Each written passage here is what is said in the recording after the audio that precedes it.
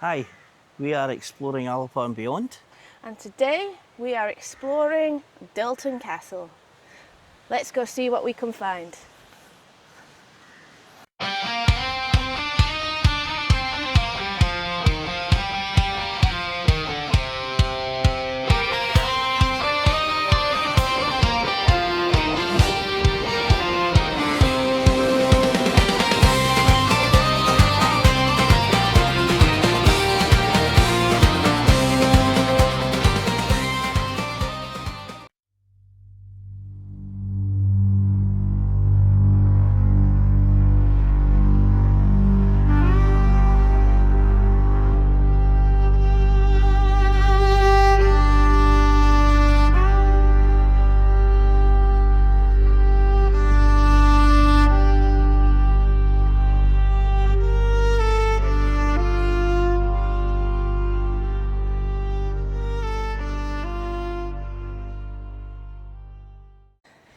Castles were all about defence, and some castles were more defendable than others, and it depended on where you were and who your enemies were.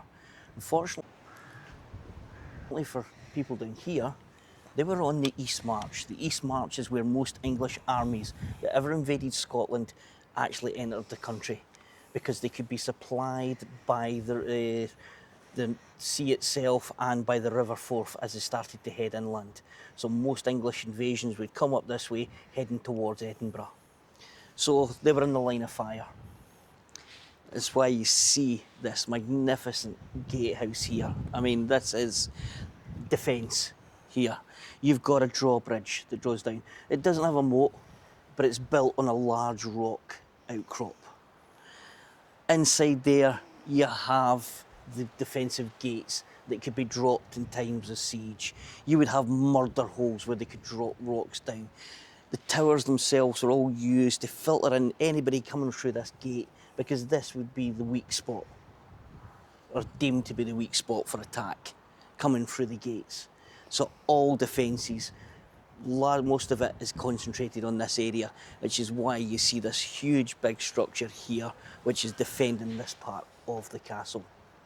And if you did manage to get through the gate, you would get shot. That is a gun hole just there, covering the entrance to the castle. Yeah, so it is all about defence once you get in here.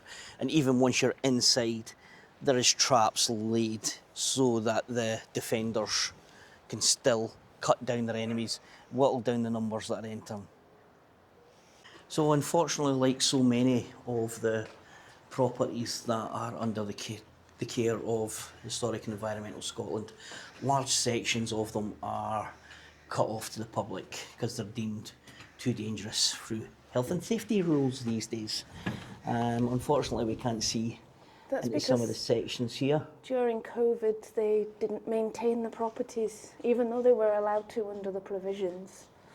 So yeah, I think also it was when they did the main audit was during COVID, because there was no public in, and that's when they deemed that under modern health and safety standards, a lot of the buildings were deemed not safe for public to enter. So whatever happened to the enter at your own risk type sign obviously doesn't seem to apply. And it means that 60% of the castle grounds here are out of bounds to the public. No, it's 60% open, 40% shut. Oh, so that's, yeah, well, yeah. It's a posh way of saying nearly half the castle's shut. Yeah.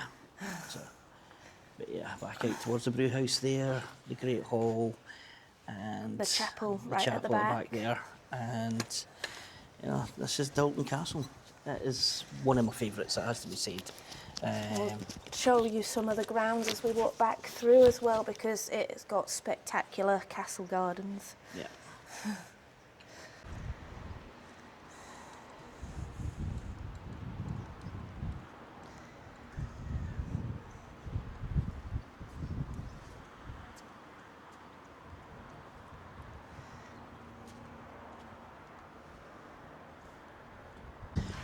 So this ornate piece of stonework here on the castle wall wasn't an old fireplace that's been filled in. This is actually called the buffet. And it's here where the lords would actually display their finest silverware. and all the silverware would be put on display here on the buffet so that the guests could see how rich they were. And you can see how ornate this part of the wall is, just to show off the splendour of their silverware.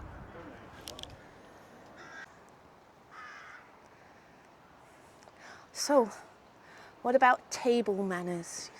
Imagine you've been invited into this grand hall and this grand feast. How do you behave at the table? Well, there were several rules, including ones which we still use today. So the first rule was, do not dip too deeply from the mess or the communal dish, or stick your hand too far into it. If you're drinking from a shared cup, do not drink too noisily or drink when you have food in your mouth. But the final one, which, as I say, we still use today, is to not put your elbows on the table. In modern sense, it has no practical use anymore, but in the medieval period, the tables were trestle tables, and if you were to put your elbows on them, you were very much at risk for toppling the whole thing and spilling all the food and drink onto the floor. So as part of the main part of a meal here at the Great Hall at the castle, swan would be brought through in full display. The meat itself is supposed to be kind of tough and it's not supposed to be that nice, but it was actually prepared of its own guts in a bit called chandron. It would all be chopped into bits and its own blood would be used mixed with vinegar and spices to try and make the bird a bit more appetising to eat. One of Scotland's most infamous characters, John Kincaid, the witch pricker, held trials here at Dirleton Castle. Kincaid himself was to be later discredited and found to be a fraud, but not before the man had caused a great deal of harm, abuse and murder on women in the area. Two of the witches accused, tried here, were held here in the prison, were Agnes and Manny. Agnes was accused of sleeping with the devil after he appeared to her as a dog and then transformed into himself, at which point she copulated with him. Manny was accused of the same, that her child was sick, her husband had gone out and the devil appeared and she had sex with him to get the child well. In the medieval period, having sex with the devil is what was considered to make you become a witch.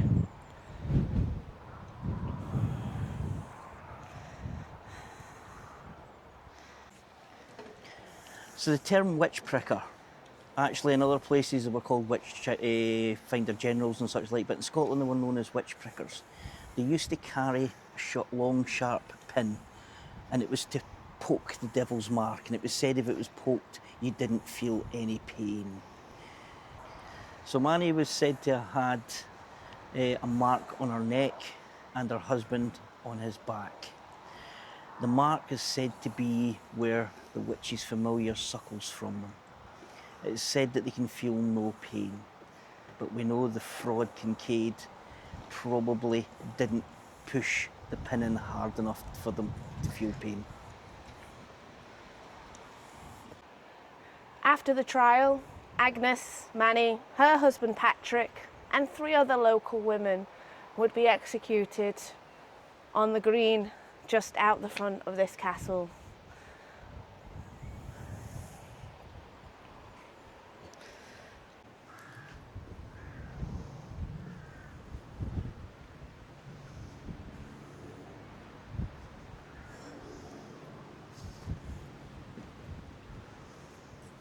This here is the pantry room, and it had actually had an access stair to the vaults and stores down below.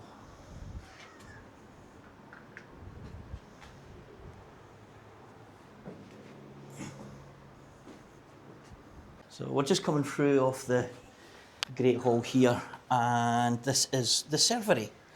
This is where the food that would be prepared in the kitchens that we're just about to go into would be handed across here and be taken out into the awaiting guests, all hungrily waiting to see what the Lord was going to serve them for dinner that night. And it says much about the status of the family that lived here when you look at the size of the kitchens here. There is 2 huge fireplaces. I mean, I don't recall in any castles seeing anything quite to this scale when it came to fireplaces. And even in the main part of the kitchen itself also had a hole so that the smoke could actually escape from the main area as well as the chimneys themselves. It's also interesting that the kitchen is on the same floor as the Great Hall. Yeah. Usually you find them on the ground floor or in early buildings, even a completely separate building because of the risk of fire. Yeah. But these are absolutely huge. Get up there. Although I do like the fact they've got that extra hole in the roof because, let's face it, medieval kitchens were notoriously smoky, horrible places to be in. So this might have been a bit of an exception. Yeah, and being on the upper floors and not down in the cellar areas like they usually are means that they actually would have had natural light coming in as well. Not just rooms lit by candles and firelight and everything else. They actually had natural light coming in to the kitchens themselves. Slop drains, so all the rubbish or all the nasty bits would get poured out there, straight outside the castle walls, where into it would the ditch. into the ditch, where it would probably mix up with the latrine bits.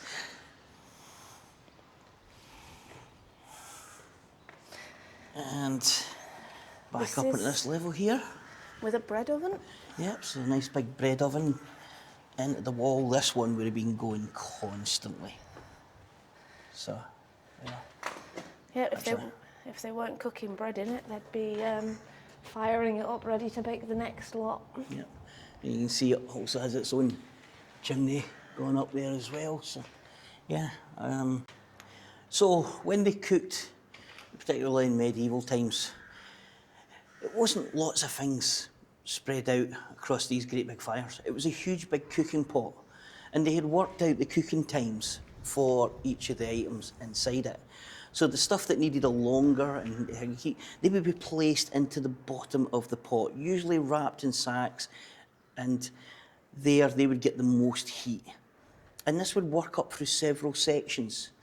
And the things at the top that needed the least heat, they would sit at the top, so they would not be in the direct contact from the heat coming off the bottom of the base of the huge cooking pots.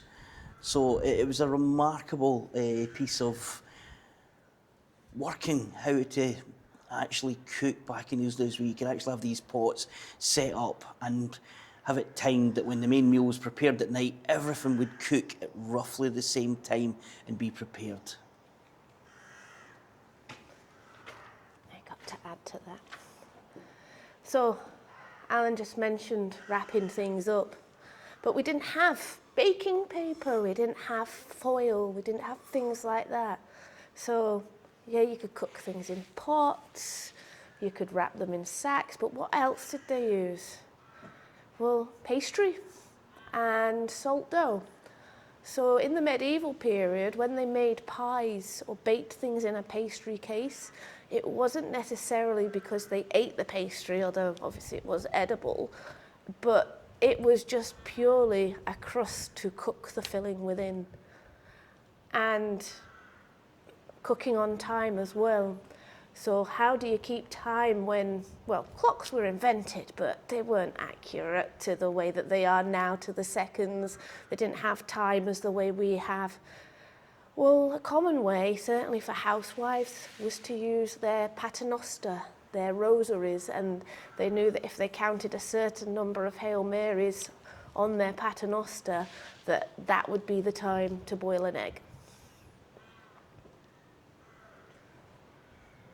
And here is an example of one of the cooking pots. So as you can see, the different layers that they actually have here for cooking. You've got your chickens here and your potatoes and vegetables up here. They didn't. Other meats down the bottom here as well. So yeah, it's... Of course, they're missing out on all of the good stuff like chocolate. They didn't have potatoes yet either. Yeah. And, you know, chocolate, tomatoes. They missed out. They missed out, yeah.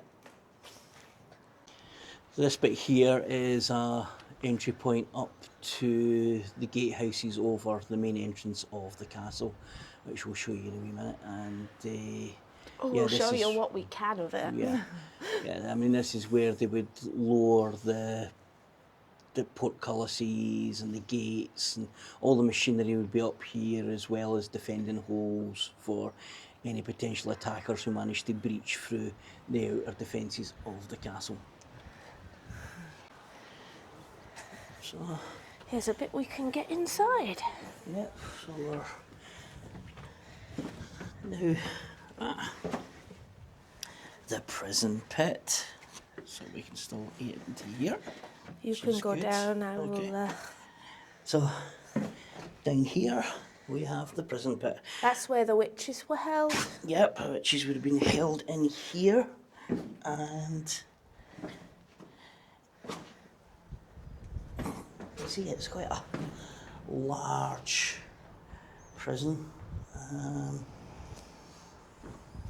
and that there is the pit itself. So if you were deemed not to be too dangerous, you could have been held up here. More likely was you would have been thrown down into the pit down there to await your fate. A ladder or a rope would be dropped down to get you out, and yeah, very, very typical of the pit prisons that they used to have here. So you can see here there's actually a fireplace. We'd actually say this was more a guard area than the part of the prison itself.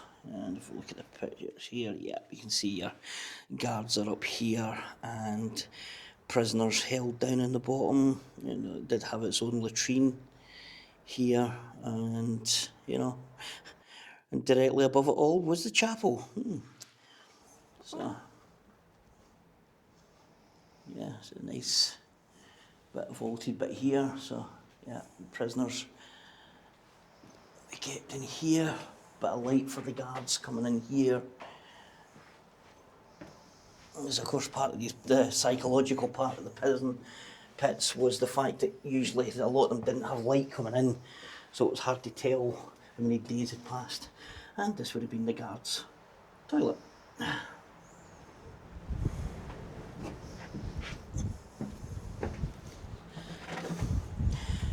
And as it said down in the board downstairs in the prison, this should be the chapel. So directly below us, the witches were kept, and in here, prayers would have been said.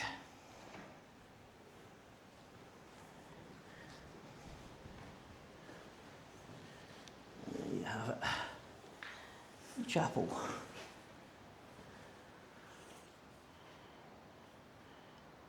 And of course, medieval periods, this would have been deemed as one of the most important parts of the castle. Well, back then you were Catholic. You didn't have much of a choice. And if you didn't go to church, you could get in a lot of trouble. So this would have been a family of this status would have had their own priest, and this would have been his accommodation.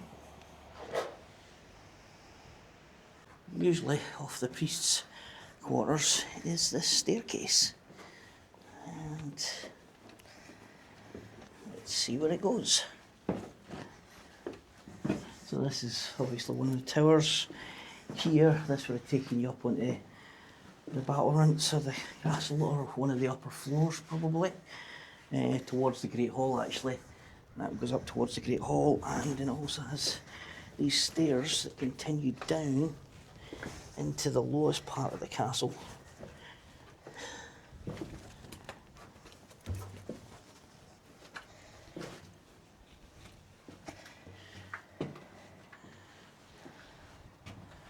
And here we are down in the vaults.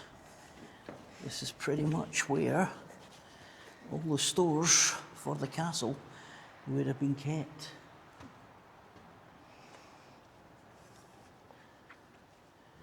You can see the sectioned off. You would like to think, you know, these were, it would have been well lit like this, but actually probably not, because there would have been large parts of the buildings up here, so these would have been staircases down off other parts of the building.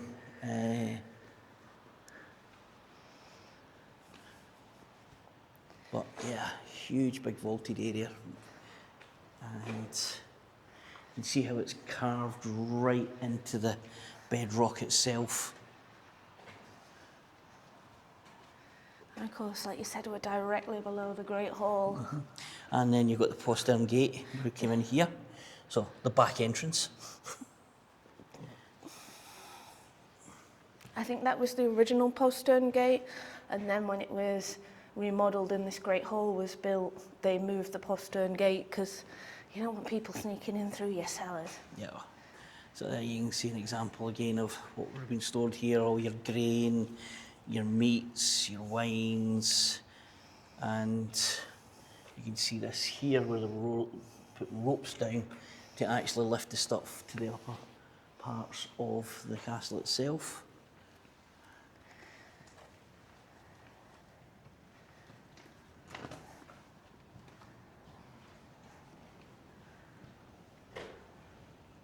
And again, you're looking at all the stonework here.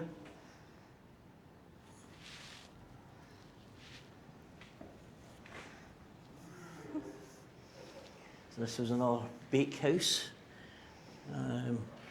Possibly even the original kitchens, you know, before they built the other kitchens upstairs next to the Great Hall. Could possibly have been where the original kitchens, looking at the stonework being completely different here, would have been put, and you can get an idea of the thickness of those walls. Just look how thick that stonework is there. Again, you've got these trapdoors. The ropes could be lowered down to bring stuff up to the upper floors. And possibly even a well there.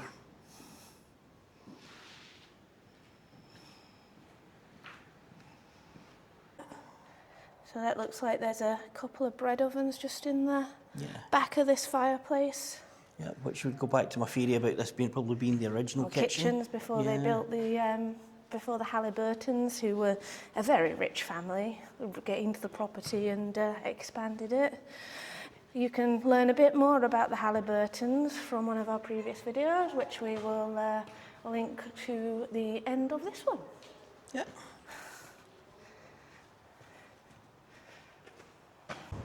So although this area here looks quite open, these would have all been buildings. You know, they'd all been part of the castle itself. You got the Great Hall here to the side, which of course you have got the vaults there, you've got the Great Hall. There would have been accommodation above it, probably the lodge quarter here. Just behind us here was another part of the accommodation. I think this is one of the later parts that was actually built, but even this whole area here would all have been rooms and different buildings for the occupants of the castle. All those buildings that we mentioned, all part of the life of the castle. This is probably the most important one, the brew house.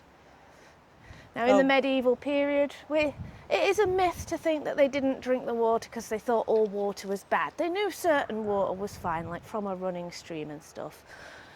But a big part of the medieval diet was beer, particularly small ale. Now, when you think of beer today, they weren't going out and getting pints like we get. They would make the beer, the first brewing would be about 12 or 13%, about the same as a modern bottle of wine. They would reuse the mash, and the second brewing would then be about 5-6%, same as a modern beer today. But it's the third brewing that they would use to drink on the daily basis from the third use of the mash, and that would normally come out about 0.51% alcohol. So basically they were like drinking a shandy, but it also had the added benefits of having the nutrients from the mash from the grain as well. Alcohol. So, we don't get into a lot of parts of the castle, but here's a bit they've not blocked off, so I'm going to have a look.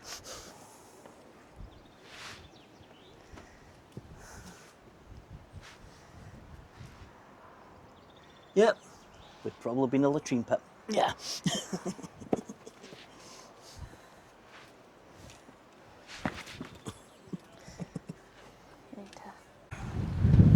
So this is all the bit that we can't get into from the inside, but From the outside you can see just how impressive the walls are here, and the numerous amount of toilet chutes that there is coming out there. I was just about to say there's definitely a toilet chute or two. That's his and hers toilets. Sure, yes. And Who knew they had Jack and Jill Wack in those days? and the very thin, narrow slit windows. Yeah, I mean primarily when this castle was in use. It was built in the 1200s originally and expanded throughout the medieval period. Yeah, you don't see as many gun loops in this castle as you see in others, but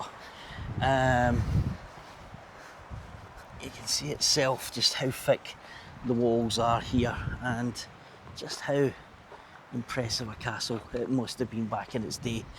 Built into the bedrock here. Like I said, it didn't have a moat because it's built into, actually probably would have been part of maybe a volcanic plug or something like that, which there is similar something to like the Berwick Law. Yeah, just the way that it's sticking out the ground here. So they don't need to fill that moat there, it's just a natural there. And then of course your drawbridge would come across, and any attackers coming from the south would have to probably siege this way. As we said, as you go round there you can see round the back of the castle as its natural defences of the bedrock. So, you know,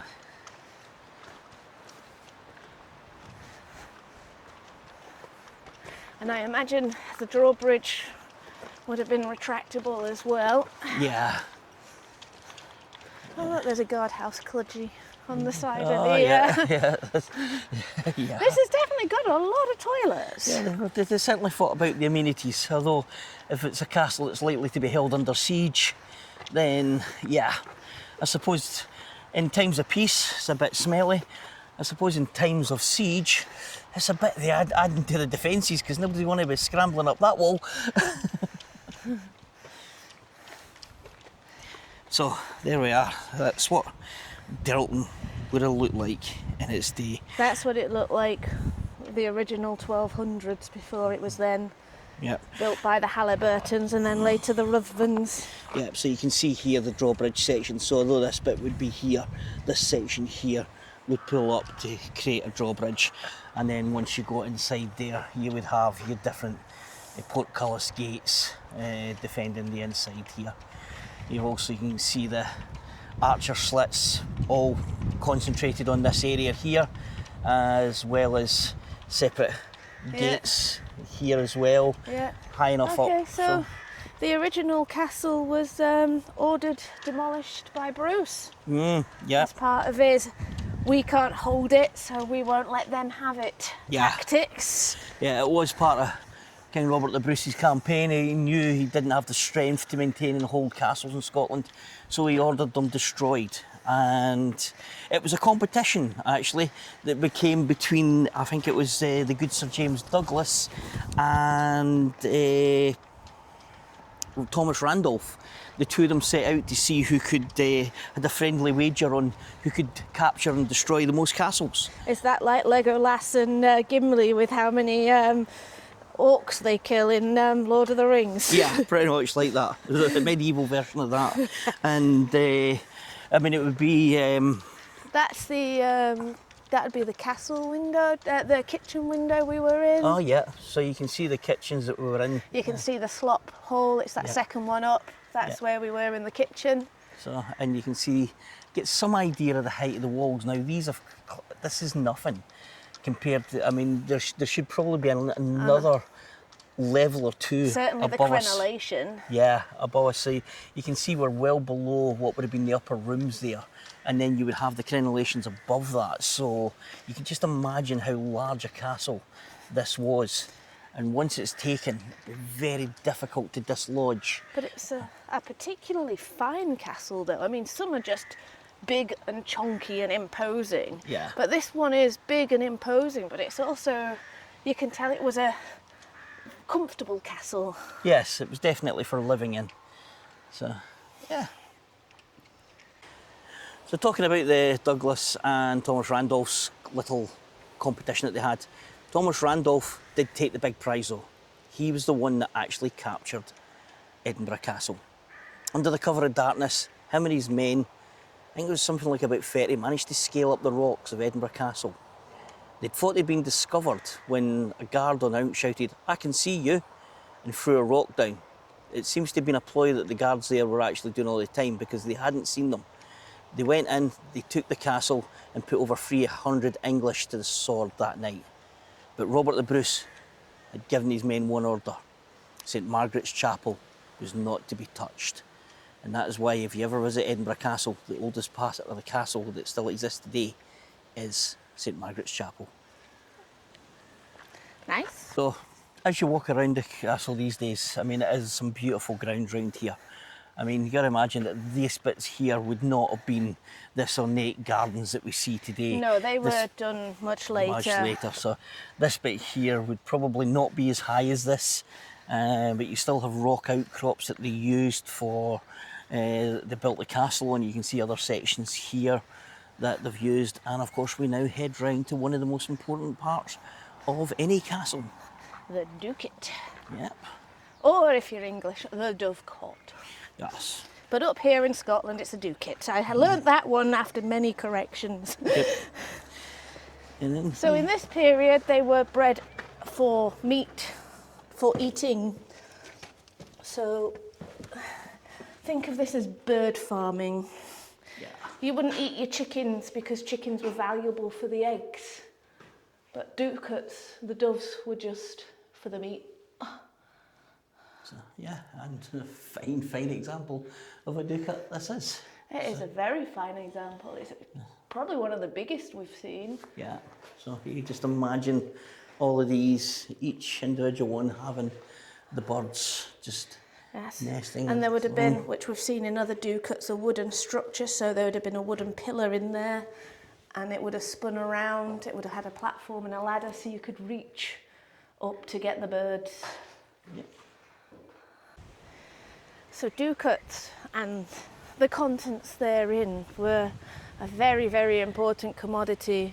If you were caught shooting the laird's pigeons, first offence would land you 40 days in prison. And we've seen the prison, it's not very nice. And you wouldn't have got your 3 meals a day and TV like you do nowadays. But if you were caught a second time, you would get your right hand chopped off. And who knows what they would chop off next if they caught you a third time. That's if you were lucky to survive it. Having a limb chopped off is, if you survived that, you were unlikely to survive the infection. So, I hope you've enjoyed this exploring of Dirleton Castle down in East Lothian in Scotland. Please consider liking, subscribing, and leave us a comment. Let us know where you're watching from and what you liked about the video. And have a look at our other videos as well. As we mentioned earlier, we're going to link to another property from the Halliburton family, and we'll put that up on the screen now. Yeah, like I say, this is one of my favourite castles here in Scotland. So sadly, we couldn't see some parts of it, but you know, it just means we get to come back in the future when these bits have been sorted and fixed and make another video with these parts in. But I hope you've enjoyed this. We'll see you next time on Exploring Alba and beyond. See you then.